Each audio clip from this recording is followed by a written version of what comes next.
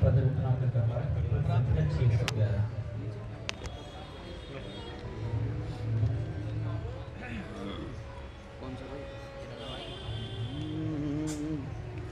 सदा सोचती रहती हूँ मैं, क्या दूँ तुमको जीवन धन। सदा सोचती रहती हूँ मैं, क्या दूँ तुमको जीवन धन। जो धन देना तुम्हें चाहती, तुम ही हो वह मेरा धन। जो धन देना तुम्हें चाहती, तुम ही हो वह मेरा धन। तुम ही मेरे प्राण प्रिय हो, प्रियतम सदा तुम्हारी मैं। तुम ही मेरे प्राण प्रिय हो, प्रियतम सदा तुम्हारी मैं। वस्तु तुम्हारी तुमको देते, पल पल हूँ बलिहारी मैं। वस्तु तुम्हारी तुमको देते, पल पल हूँ बलिहारी मैं। सदा सोचती रहती हूँ मैं, क्या दूँ तुमको जीवन धन। जो धन देना तुम्हें चाहती, तुम ही हो वह मेरा धन। प्यारे तुम्हें सुनाऊं कैसे, अपने मन के सहित विवेक। प्यारे तुम्हें सुनाऊं कैसे, अपने मन की सहित विवेक। अन्यों के अनेक पर मेरे, तो तुम ही हो प्रियतम एक। अन्यों के अनेक पर मेरे, तो तुम ही हो प्रियतम एक। मेरे सभी साधनों की बस एकमात्र हो तुम ही से थी। मेरे सभी साधनों की बस एकमात्र हो तुम ही से थी। तुम ही प्राणनाथ हो, बस तुम ही हो मेरी नित्य समृद्धि। तुम ही प्राणनाथ हो, बस तुम ही हो मेरी नित्य समृद्धि। तन धन जन का बंधन टूटा, छूटा भोग मोक्ष का रोग।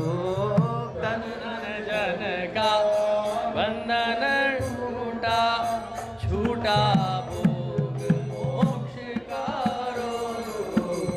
धन्य हुई मैं प्रियतम पाकर, एक तुम्हारा प्रिय संयोग। धन्य हुई मैं प्रियतम पाकर, एक तुम्हारा प्रिय संयोग। सदा सोचती रहती हूँ मैं, क्या दूँ तुमको जीवन धन। जो धन देना तुम्हें चाहती, तुम ही हो वह मेरा धन। जो धन देना तुम्हें चाहती, तुम ही हो वह मेरा धन।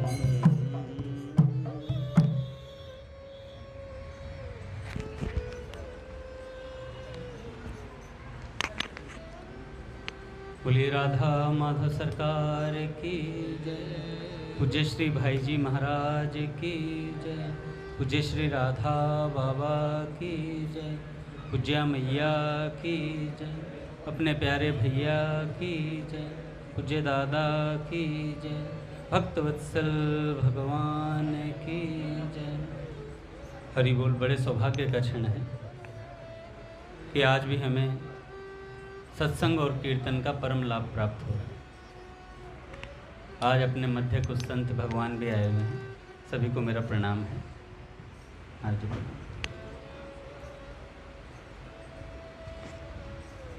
अभी अपने पूज्य भैया आएंगे 9:30 तक, इतने कुछ भगवत चर्चा से कर लेते हैं।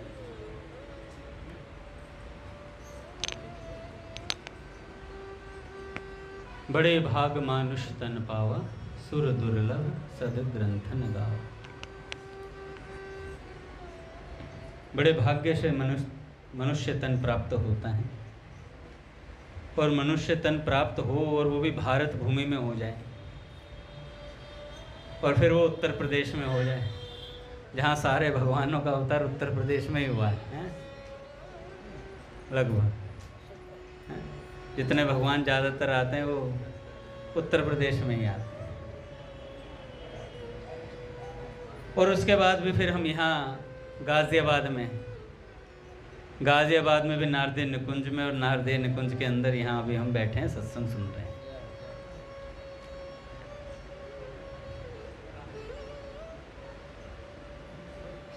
सत्संग सुनने का मौका बहुत कम लोगों को प्राप्त होता है। इस कलयुग में तो बिल्कुल ही मुश्किल बात है। सत्संग मिल जाए और फिर सत्संग में चित्त लग जाए, ये बड़ा भारी बात है। और फिर भगवान की प्राप्ति की लालसा जाग जाए। और सोने पे सुहागा तो तब होता है जब संत मिल जाते हैं, और वो भी पूज्य भाई जी जैसे, पूज्य श्री राधा बाबा जैसे, पूज्य श्री सेठ जयदयाल गोयनका जी जैसे, और पूज्य श्री स्वामी राम सुखदास जी महाराज जैसे। ऐसे वीतरागी महात्माओं के हमें ग्रंथ पढ़ने को मिलते हैं, गीता प्रेस की पुस्तकें पढ़ने को मिलती हैं। ये क्या कम कृपा है? लोग कहते हैं हम पर कृपा नहीं है। अरे ये बहुत बड़ी कृपा है कि हम ऐसे महापुरुषों की वाणी को पढ़ पा रहे हैं और सुन पा रहे हैं। इससे बड़ी और कोई कृपा की आवश्यकता नहीं है। ऐसा ये मेरा पर्सनल विचार है। बाकी आप सब जानते हैं कि कल पूज्य श्री भाई जी का प्राकट्य उत्सव भी है, पूज्य श्री हनुमान प्रसाद पोद्दार जी का। कल हम लोग यहाँ पर पद रत्नाकर का पाठ करेंगे 6 बजे से 1 घंटे का। फिर उसके बाद कीर्तन सत्संग जैसे रोज चलता है, पूज्य श्री भाई जी की महिमा के बारे में सुनेंगे। आज पहले एक पूज्य श्री सेठ जी का एक प्रवचन, जिसका नाम है भगवत स्मृति में भूल न होने का उपाय। हम लोग जब भगवान को याद करने का प्रयास करते हैं तो अक्सर हमसे भूल हो जाती है ना। स्वामी जी महाराज ने कहा हर 5 मिनट में हे नाथ मैं आपको भूलूं नहीं, ऐसा प्रयास करें। पर हम भूल जाते हैं। तो पूज्य सेठ जी से किसी ने पूछा कि महाराज कुछ ऐसा बताएं कि जिससे, ऐसा कोई उपाय बताएं जिससे भगवान की स्मृति में भूल ना हो। तो पूज्य सेठ जी कहते हैं कि भगवान की स्मृति में भूलें अधिक होती हैं। इसका उपाय तो तीव्र अभ्यास की चेष्टा ही है। जितनी बार भूलें उतनी बार याद करें। जब जब भूल जाए हे नाथ मैं भूल गया नाथ, फिर याद आ जाओ नाथ मैं भूल गया आपको। भगवान में प्रेम बढ़ाने का उपाय आपने पूछा। सो भगवान में प्रेम होने का उपाय है भगवान के बारे में बात करना, उनके बारे में सुनना, कहना, और उसके लक्षण, आशय, प्रभाव की ओर लक्ष्य करने से भगवान में प्रेम भाव बढ़ सकता है। भजन, ध्यान और सत्संग का तीव्र अभ्यास करने से भी भगवान में प्रेम बढ़ सकता है। भगवान में प्रेम कैसे बढ़ेगा? सत्संग करने से बढ़ेगा। सत्संग क्या होता है? भगवान और भक्त की चर्चा को सत्संग कहते हैं, है ना। भगवान और भक्त की वार्ताएं जब हम सुनते हैं, क्योंकि भगवान सत्य स्वरूप हैं, और सत्य स्वरूप भगवान का संग करेंगे तो सत्संग हो जाता है। तो भैया भगवान की चर्चा करनी है। पूज्य श्री सेठ जयदयाल गोयनका जी पूरा दिन साधकों के मध्य बैठ करके अच्छा, लोग ताश खेलते थे, उनके बीच में जाके स्वयं बैठ करके ताश खेलने लग जाते थे और ताश खेलते खेलते बताते थे भगवान की वार्ताएं, सबको भगवत चर्चा सुनाते थे। सेठ जी को किसी ने सोते हुए नहीं देखा। गीता भवन में, अपने ऋषिकेश में, किसी ने सोते हुए नहीं देखा कि कभी सेठ जी विश्राम कर रहे हो। 1 घंटा कभी कुछ साधकों के साथ, फिर अगले कुछ साधकों के साथ, ऐसे करते करते करते रात को 10 से 12 कुछ और साधकों के मध्य वार्ता करते, फिर 12 से 1 कुछ और साधकों के मध्य बात करते। ऐसे करते करते सुबह 4 बजे नित्य स्तुति में पहुंच जाते नित्य स्तुति में पहुंच जाते, जो गीता भवन में होती है। तो सेठ जी को किसी ने सोते हुए नहीं देखा था। पूरा दिन भगवत चर्चा, बस मन में यह भाव रहता था जीवों का कल्याण कैसे हो। ऐसे अपने स्वामी राम सुखदास जी महाराज जी तो कहते थे कि भैया मैं तो ऐसी खोज में लगा हुआ हूं जिससे जल्दी से जल्दी जीव का कल्याण होता हो। कोई एक ऐसी बात मिल जाए मुझे, हे नाथ मैं आपको भूलूं नहीं। बस इतना कहने, स्वामी जी ने कहा इतना कह दो बस काम हो गया। भगवान को अपना मान लो कि एक बार सरल हृदय से हो, एक बार सरल हृदय से स्वीकार करो सब मैं हूँ केवल आपका, आप हो मेरे नाथ। मैं हूँ केवल आप हो मेरे नाथ। तेरा कल्याण होगा, प्रभु से प्यार होगा। तेरा कल्याण होगा, प्रभु से प्यार होगा। बार बार कहते रहो हे मेरे नाथ, हे मेरे नाथ। बार बार कहते रहो हे मेरे नाथ, हे मेरे नाथ। बार बार कहते रहो हे मेरे नाथ, हे मेरे नाथ। बार बार कहते रहो हे मेरे नाथ, हे मेरे नाथ। मैं आपको भूलूं नहीं हो, मैं आपको भूलूं नहीं, रखूंगा हरदम याद। मैं हूँ केवल आपका, आप हो मेरे नाथ। मैं हूँ केवल आपका, आप हो मेरे नाथ। तेरा कल्याण होगा, प्रभु से प्यार होगा। प्रभु से प्यार होगा। स्वामी जी की वाणी है ये, हे मेरे नाथ, हे मेरे नाथ। स्वामी जी की वाणी है हे मेरे नाथ, हे मेरे नाथ। मंत्रों का ये महामंत्र है हे मेरे नाथ, हे मेरे नाथ।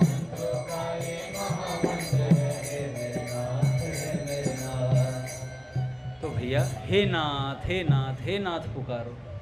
जब भी कोई दुविधा आए तुरंत पुकारना शुरू करो, हे नाथ मैं आपको भूलूं नहीं, नाथ कल्याण करो, नाथ नाथ बचाओ मुझे।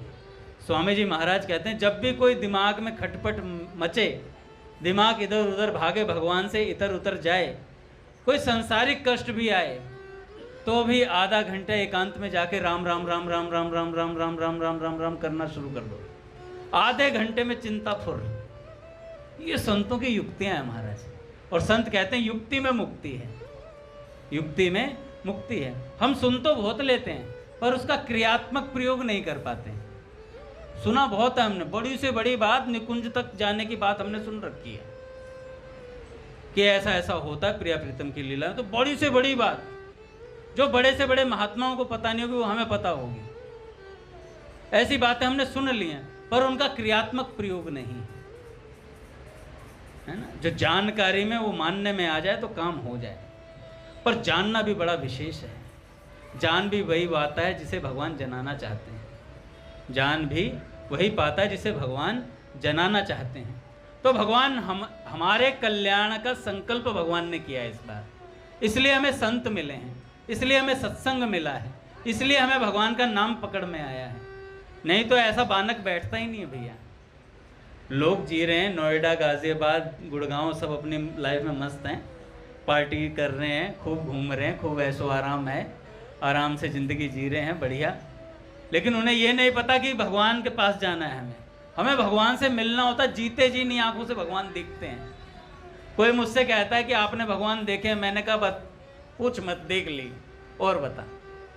कह रहे कैसे देख ली? मैं अगर रोज देखते हैं, अपने राधा माधव को रोज देखते हैं। कह रहे भाई जी, मैंने कहा भाई जी को भी रोज देखते हैं। पद रत्नाकर बाबूजी का साक्षात स्वरूप है भैया। इस पद रत्नाकर को हम रोज स्पर्श करते हैं, एक पद गाते हैं। एक संत ने कहा था, एक पद भी हम महापुरुषों की वाणी का गाते हैं ना, तो महापुरुष हमारे हृदय में विराजमान हो जाते हैं। और अगर महापुरुष हमारे हृदय में 5 सेकंड के लिए भी आ गए तो कितनी बड़ी बात हो गई। किसी ने कहा था पद रत्नाकर का एक पद गा के देखिए, 5 मिनट लगे, 5-7 मिनट लगेंगे, इतनी देर भाई जी विराजमान रहते हैं आपके हृदय में। मैं बस काम हो गया, हम तो रोज एक पद गाएंगे, रोज बाबूजी को बुलाएंगे अपने हृदय में, हमारा काम हो गया। संतों का स्पर्श तो प्राप्त करना है। अपने एक संत हुए पूज्य श्री गोपालाचार्य जी महाराज। उनके पास एक सज्जन आए, सत्संगी थे, तो सत्संग सुन रहे थे। तो गोपालाचार्य जी महाराज ने कह दिया कि भैया संत के स्पर्श से कोई स्पर्शित वस्तु अगर हो जाए तो उससे भी कल्याण हो जाता है, वस्तु गुण काम करता है। तो उन साधक ने सोचा मनी मन, अच्छा ये क्या बात होगी, ऐसा थोड़ी ना होता है। तो उन्होंने कहा ठीक है, प्रैक्टिकल करके दिखाते हैं। तो वे ले गए पूज्य श्री राम हर्षणदास जी महाराज, कौन क्या हैं, हर्षण कुंज वाले महाराज जी। उनके पास, उनके नेत्र देखिएगा कभी आप, इंटरनेट पे चित्र निकालिएगा महाराज जी का। उनके नेत्र डबडबाए रहते थे, आंखें ऐसी लगती हैं जैसे निरंतर बहती रहती हैं। ऐसे महापुरुषों के दर्शन मात्र से कल्याण होता है। तो उनके पास ले गए और वहां ले जाकर गोपालाचार्य जी महाराज ने क्या किया, एक गमछा लिया और गमछा उनके चरणों पर टिकाया। चरण जैसे साफ करते हैं, साफ करके वो गमछा लिया। और जिन सत्संगी ने कहा था ना कि ऐसा कैसे हो सकता है, उन सत्संगी को वो गमछा स्पर्श करा दिया और स्पर्श मात्र से उनके नेत्र बहने लगे। भगवत प्रेम का प्रादुर्भाव हो गया हृदय में, नेत्र बहने लगे। ये है वस्तु गुण का काम। महापुरुषों के स्पर्श की हुई वस्तुएं आज भी हमारे पास पूज्य श्री भाई जी के स्पर्श की हुई वस्तुएं हैं, जिनको हम नित्य देखते हैं, नित्य स्पर्श करते हैं। तभी तो हमारा पूज्य भाई जी के प्रति इतना प्रेम उमड़ उमड़ करके आता है। संत में आसक्ति भगवत प्रीति का प्रादुर्भाव कर देती है साधक के भीतर। इसलिए संतों में आसक्ति करो महाराज। कोई ये कह देना ऐसे संत है वैसे संत है, संत कभी ऐसे वैसे होते ही नहीं है। संत संत ही होते हैं। भक्त भक्ति भगवंत गुरु चतुर नाम वपु एक। बस अपने को तो इतना समझना है, वेश धारण कर लिया संत का, वो संत है हमारे लिए, बात खत्म, भगवत स्वरूप हो गया हमारे लिए। इतने से काम हो जाता है महाराज। तो पूज्य श्री सेठ जी कहते हैं, देखो भैया सत्संग का अभ्यास करना पड़ेगा, निरंतर बार बार जी लगाना पड़ेगा, जी टूटेगा बार बार इधर से। हमारा मन, पूज्य राधा बाबा कहते हैं, हमारा मन कई तरीके से हमें भगवान के नाम से हटाना चाहेगा। कहेगा ये साधना कर ले इससे जल्दी फल मिलेगा, ये साधना कर ले इससे जल्दी फल मिलेगा। हमें भगवान के नाम से हटाएगा, बार बार कहेगा इधर तीर्थ कर ले, उधर तीर्थ कर ले, वहां चला जा, वहां चला जा। लेकिन एक जगह बैठ करके भजन करने की सलाह कभी नहीं देगा। बार बार मन उछलता रहता है, वहां चला जा, उन महाराज जी से मिलो, वहां चला जा, वहां चला जा, यहाँ चला जा, उधर चला जा। हाँ, पूज्य श्री विनोद बाबा सरकार ने कहा कि मैंने सब कुछ करके देख लिया, बड़ी बड़ी जटाएं रख ली, मालाएं पहन ली, सब कुछ कर लिया, पर जो चीज़ भगवान नाम से मिलती है, अखंड भगवान नाम से, वो चीज़ ऐसे ही नहीं मिलती। तो एक जगह बैठ करके भजन करने की सलाह बहुत कम देता है मन, क्योंकि मन का काम है उछलना। क्योंकि भगवान ने गीता जी में कह दिया, मन मैं हूँ, इंद्रियों में मन मैं हूँ, इसलिए मन उछलता रहता है। पूज्य श्री भाई जी कहते थे, पसंद होगा किसी को शांतानंद, पर हमें तो उछलता नंद पसंद है, हमें तो उछलता नंद पसंद है। अक्सर भाई जी बात किया करते थे, गीता भवन में 1 नंबर में ऊपर जब सत्संग होता था पूज्य श्री भाई जी का, तो भाई जी करते थे राधा भाव की चर्चा, ज़्यादातर राधा भाव प्रेम रस की चर्चा करते और खूब चर्चा करते। तो एक दिन क्या हुआ, किसी ने कह दिया सेठ जी आ रहे हैं सेठ जी आ रहे हैं। सेठ जी इस भावधारा को थोड़ा कम चर्चा करते थे खुले में, तो किसी ने कह दिया सेठ जी आ रहे हैं, तो तुरंत भाई जी ने टॉपिक बदल दिया। भाई जी ने कहा चलो सत्संग को विराम देते हैं। श्रीमन नारायण नारायण नारायण, श्रीमन नारायण नारायण नारायण, माता नारायण पिता नारायण, माता जहाँ देखूं वहाँ नारायण नारायण।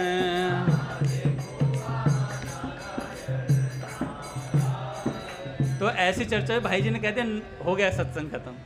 फिर किसी सज्जन ने आके बोला नहीं सेठ जी तो दूसरी तरफ मुड़ गए, कह रहे फिर शुरू कर दो। प्रेम भाव की चर्चा शुरू कर दी। अच्छा, कई बार क्या होता था कि एक बार क्या हुआ, मैं संस्मरण पढ़ रहा था तो उसमें लिखा हुआ था कि अपने पूज्य श्री शरणानंद जी महाराज मानव सेवा संघ वाले, भाई जी का प्रवचन चल रहा था और अक्सर लोगों को प्रश्न बहुत पूछने का ना बहुत चाव रहता है। पहले प्रश्न के उत्तर पे नहीं खरे उतरे हैं अभी, लेकिन और प्रश्न ले आते हैं। पूज्य श्री अपने पूज्य श्री गया प्रसाद जी महाराज गोवर्धन वाले, उन्होंने अपने गुरुदेव से एक ही बात सुनी जीवन भर में। जब सत्संग करते थे तो उड़िया बाबा सरकार ने कहा कि भैया राग द्वेष रहित होकर के नाम जप करो, यही आज्ञा है। तो उन्होंने क्या किया, बाबा ने नाम जप करना शुरू कर दिया। अब सत्संग में कम जाते और प्रश्न भी कम पूछते थे। तो किन्हीं अन्य साधकों ने बोला कि गया प्रसाद जी महाराज से आजकल आप प्रश्न नहीं पूछते हैं। कह रहे भैया गुरुदेव भगवान की एक आज्ञा को ही पालन ढंग से ना हो पा रहे हुए तो आगे कैसे पूछें। कह रहे अभी तो राग द्वेष रहित होकर के नाम जप नहीं हो पा रहा है सही से, आगे प्रश्न कैसे पूछें। तो आजकल लोग प्रश्न बहुत पूछते हैं। पहले सबसे पहला कल भैया ने बताया, अपने भैया ने यहाँ शुरुआत करी। भैया ने कहा सबसे अगर कोई प्रारंभ करना चाहता है साधना को, वो नाम जप करना शुरू कर दे। नाम जप से आपको संत भी मिल जाएंगे, गुरु भी आप तक पहुंच जाएंगे, सब व्यवस्था हो जाएगी। विभीषण जी लंका में रहकर भजन करते, राम नाम वहीं जपते, वहीं हनुमान जी पहुंच गए। हनुमान जी ने आगे बता दिया क्या क्या करना है। भैया नाम जप तुमने बहुत कर लिया, अब सेवा में लगो, सीता जी की खोज करते हैं चलो मिल करके। तो कोई चिंता करने की आवश्यकता नहीं है। जहां आप नाम जपेंगे ना बैठ करके, वहां आप तक गुरु पहुंचा दिए जाएंगे। अरे भगवान की जिम्मेवारी है भैया। हम अपनी पसंद से अपनी तरफ से गुरु चूज करते हैं, ये वाला ठीक है, ये वाला बेठीक है। अरे भैया तुम्हारी बुद्धि ठीक नहीं है अभी। गुरु हमेशा ठीक ही होते हैं भैया, गुरु कभी खराब नहीं होते। ये हमारा सौभाग्य है कि भारतवर्ष में संतों की मौज है भैया। इतने संत मिल रहे हैं, भगवत चर्चा। अरे कोई पैसे करके भी कथा करता है तो दे तो भगवान की वार्ता ही रहा है, भगवान की वार्ता ही तो कर रहा है। कितना ही पैसा, करोड़ ले रहा हो, चलो क्या दे रहा है वो आपको? करोड़ों से भी महंगी, अरबों खरबों से भी महंगी वस्तु भगवत चर्चा आपको दे रहा है। वो भगवान की भागवतम सुना रहा है, वो आपको भगवान की चर्चा दे रहा है। करोड़ रुपए लेकर आपको कोई खराब माल थोड़ी दे रहा है, साक्षात भगवान। पूरा जीवन समर्पित कर दो तब भी भगवान मिल जाए ना, बहुत सस्ता है भैया सौदा। पूज्य प्राची दीदी कहती थी अनंत जन्म हमने संसार को दे दिए, क्यों ना एक जन्म भगवान के लिए दे दिया जाए।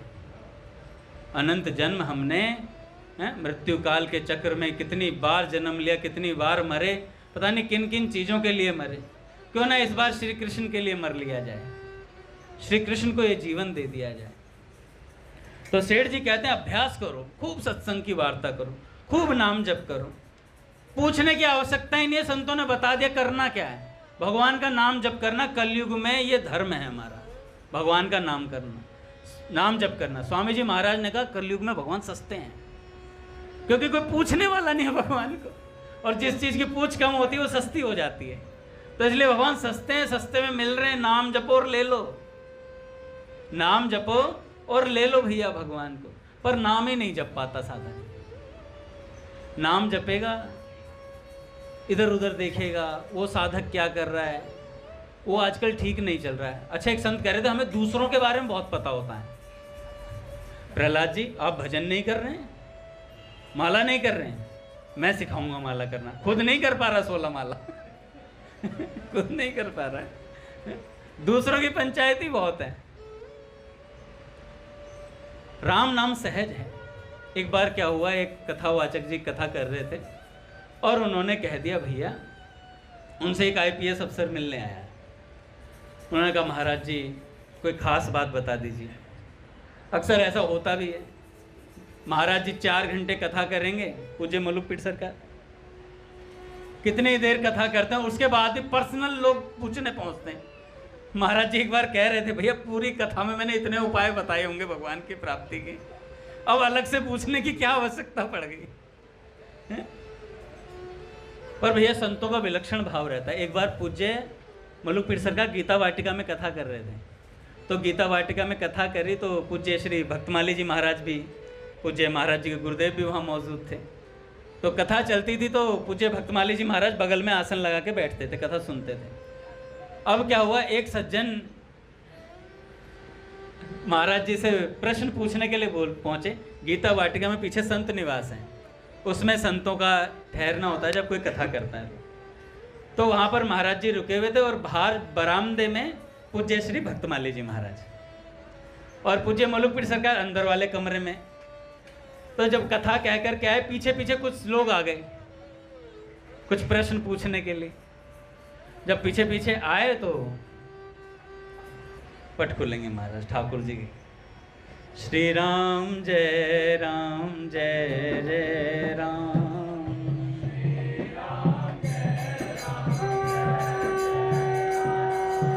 जय जय श्यामा जय जय श्याम,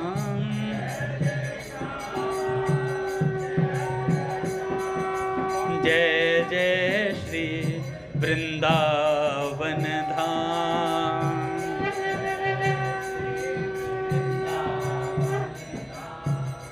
जय बरसाना जय नंदगांव,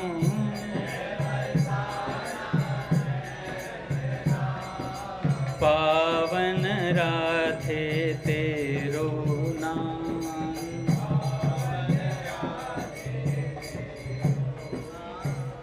श्री राम जय जय राम,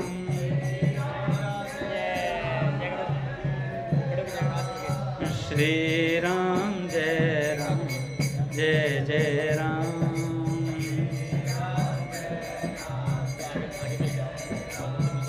बोले राधा माधव सरकार की जय, गुरुदेव भगवान की जय। तो भैया महाराज जी से प्रश्न पूछने के लिए पहुंचे। तो भाई 3-4 घंटे की कथा वैसे एक आसन से बैठ करके आए थे, तो महाराज जी ने थोड़ा अच्छा हुआ क्या, इससे पहले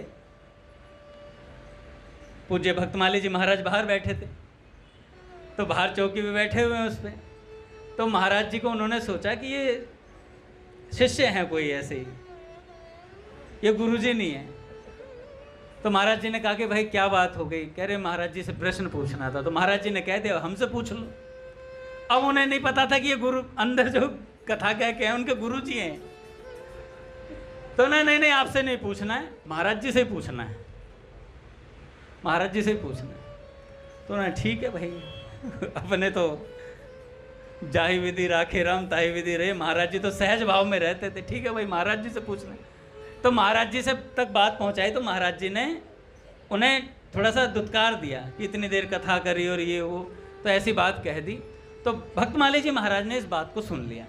तो महाराज जी ने कहा मलुक पीठ सरकार से कि देखो साधक, चाहे आप कितनी देर बैठ करके आए हो, चाहे आप कितनी देर कथा करके आए हो, लेकिन जिज्ञासु है तो उसकी जिज्ञासा का समाधान होना चाहिए। बड़ा जिज्ञासु होकर आया है कोई तो उसकी जिज्ञासा का समाधान होना चाहिए। तो भैया ऐसे भी संत हैं, पर हमें भी ध्यान रखना चाहिए थोड़ा, क्योंकि संतों की बहुत लंबी बैठक होती है भैया। 4 घंटे यहाँ घुटने जुड़ जाते हैं, 1 घंटा लगातार बैठो तो घुटने जुड़ जाते हैं महाराज। और संत तो कितना कितना परिश्रम करते हैं, पूरा दिन इधर से उधर, कभी इधर वार्ता कभी उधर वार्ता। अच्छा, एक खास बात बताता हूँ। एक बार क्या हुआ, पूज्य राधा बाबा से मिलने के लिए सब लोग आते थे, पूरा दिन मिलने वाले लोग आते ही रहते थे, और कोई राधाष्टमी का प्रोग्राम होता तो लोग भीड़ ही लगाए रहते थे। और बाबा भी बड़े विलक्षण संत थे। एक बार घनश्याम दास ठाकुर जी, आप सबको पता, वेणु विनोद कुंज वाले पूज्य बालकृष्ण दास जी महाराज जी के शिष्य, तो घनश्याम दास ठाकुर जी का लाड बड़ा था बाबा से। तो बाबा के पास पहुँचे, बाबा से कहा कि बाबा आप सबको समय देते हैं, किसी को आधे घंटे का, किसी को 20 मिनट का, मुझे भी समय चाहिए। तो बाबा ने कहा ठाकुर तुम्हें भी समय चाहिए? कहने लगे हाँ बाबा हमें भी समय चाहिए। तो बाबा ने कहा ठीक है, कल इतने बजे 2 घंटे तुम्हारे।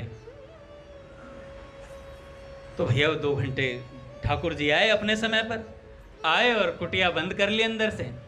तो बाबा ने कहा पूछिए ठाकुर क्या प्रश्न है तुम्हारा। इतनी बात बोली तो ठाकुर जी ने कहा मेरा कोई प्रश्न नहीं है बाबा, मेरा कोई प्रश्न नहीं है, मैं चाहता हूं 2 घंटे अब आप आराम करें, मैं चरण दबाऊंगा।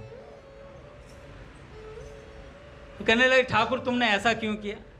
कह रहे बाबा देखो आपके विश्राम के लिए आपको समय मिलता नहीं है। मैंने कहा मैं समय लेके आपको विश्राम ही दे दूं थोड़ी देर, विश्राम ही दे दूं थोड़ी देर। तो ऐसी भावना भी भक्तों की रहती है भैया। एक संत और आए थे, मैं कई बार सुनाता हूँ। सज्जन मिलने आए, नए नए साधु बने थे, बाबा से मिलने पहुंचे। अच्छा, बाबा तो सिद्ध कोटि के संत थे, वो तो देखकर एक्सरे कर देते थे भीतर तक का, कारण शरीर तक बाबा की पहुंचती थी कि ये आ क्यों रहा है जन्म मरण के चक्कर में, वहां तक पहुंचती बाबा के, देखकर पता कर लेते थे कहाँ भीतर खेल रहा है। तो एक साधु आए और बाबा गिरिराज जी की परिक्रमा के लिए सुबह सुबह आते ही हैं वाटिका में। तो जब बैठे तो साधु सामने बैठे, जब आए थे तो जैसे सब में भाव रहता ही है संतों से मिलने का, तो और जय जयकार करते हुए थे, हा प्रीति रसावतार पूज्य राधा बाबा की जय हो, प्रीति रसावतार पूज्य राधा बाबा की जय हो, बार बार ऐसे करें, जय जयकार करें। अब बैठ गए वाटिका में, वहाँ पे गिरिराज जी के परिसर में वहाँ बैठे, और बैठने के बाद अब हुआ इंतजार शुरू। इंतजार करने लगे। आज बाबा का स्वास्थ्य कुछ खराब था तो कुटिया से देर से निकल रहे थे, तो लगभग 1-1.5 घंटा बीत गया। और वो जो साधु आए थे उनके मन में प्रश्न आने लग गया, ये कोई बात होती है? हम क्या साधु नहीं हैं? हमें इतना इंतजार करवाया जा रहा है। भीतर ही भीतर कह रहे होंगे बाबा कहीं के हैं, लेकिन हम क्या कम हैं? हम भी तो साधु हैं, जीवन समर्पित किया है भगवान को, इतनी देर इंतजार करवाता किसी को कोई? अच्छा, इतनी देर में बाबा सामने से आगे कुटिया से बाहर निकलते हुए, तो जैसे ही बाबा आए तो फिर भाव में परिवर्तन हुआ। हा पूज्य राधा बाबा की जय हो, पूज्य बाबा की जय हो।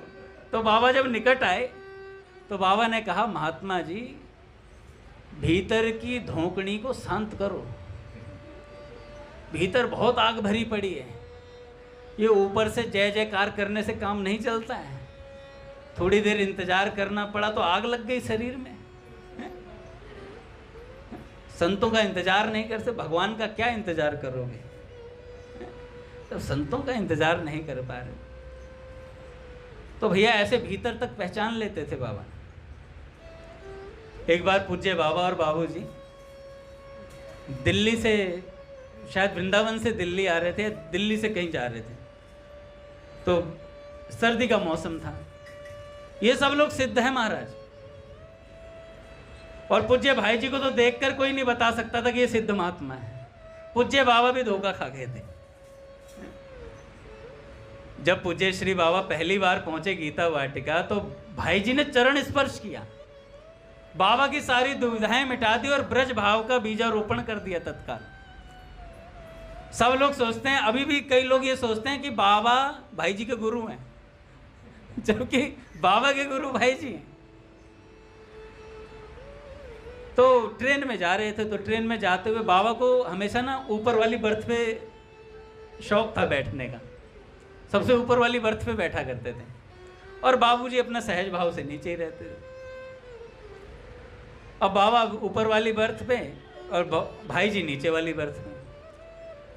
ठंड का मौसम था तो ठंड लगी रात्रि को। बाबा कांप रहे हैं ठंड में, ऊपर वाली बर्थ पे बैठे हुए बिल्कुल कांप रहे थर थर। तो भाई जी ने देखा तो कंबल एक कम थी, मतलब भाई जी सिर्फ एक ही कंबल लाए थे। तो भाई जी ने वो कंबल निकाली और बाबा को उड़ा दी। जब बाबा को उड़ा दी तो बाबा ने कहा कि भाई जी अब आप क्या ओढ़ेंगे, ठंड तो आपको भी लग रही होगी। तो भाई जी ने कहा कि नहीं नहीं बाबा, हमें ठंड नहीं लगती है, हम सर्दी गर्मी सबके दृष्टा बन चुके हैं, इसलिए हमें ठंड नहीं लगती है। अब ऐसी बात बोली तो बाबा तमक के पड़े। जहां अभी तक कांप रहे थे थर थर ठंड के मारे, बाबा ने तत्काल वो चद्दर सी उतारी और बाबूजी को वापस दे दी और कांपना एकदम बंद हो गया, एकदम स्थिर। तो भाई जी ने देखा आपने चद्दर क्यों दे दी? बाबा ने कहा कि आपका संग करते करते कुछ दृष्टा तो हम भी बन गए हैं, कुछ दृष्टा तो हम भी बन गए हैं।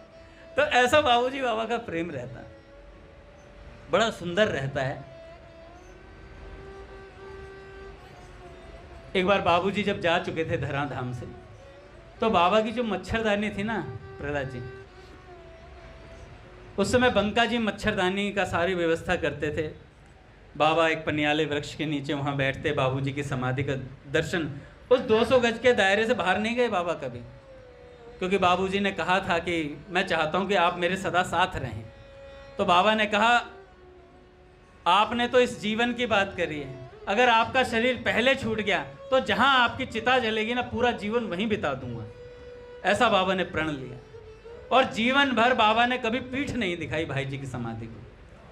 एक साइड लेटे लेटे दर्द होता था ना, तो उधर करवट लेते थे, दूसरी तरफ जाते थे खाट के, पर पीठ नहीं दिखाते थे बाबूजी की समाधि को।